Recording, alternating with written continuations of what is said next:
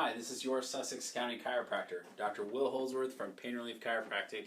And in this video today, we're going to do a really simple, easy mobility, a little bit of a stretch routine. What you're going to do is you're going to open up your hips. It's going to help loosen up your low back as well. Might even help with some knee issues. So all you have to do is you're just going to put your hands kind of on your waist here like this, and you're just going to swing your hips around like this.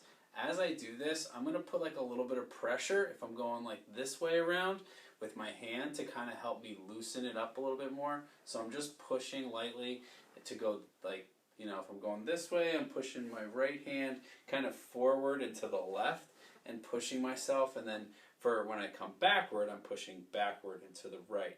When I switch directions, obviously I'm going to switch which hand is pushing forward and backward, but still right hand will be pushing to the left and left to the right. So go ahead and give that a try. Do a few spins or a few circles of that. Really helps open everything up. Thank you so much for watching this video. This is your Sussex County chiropractor, Dr. Will Holdsworth from Pain Relief Chiropractic.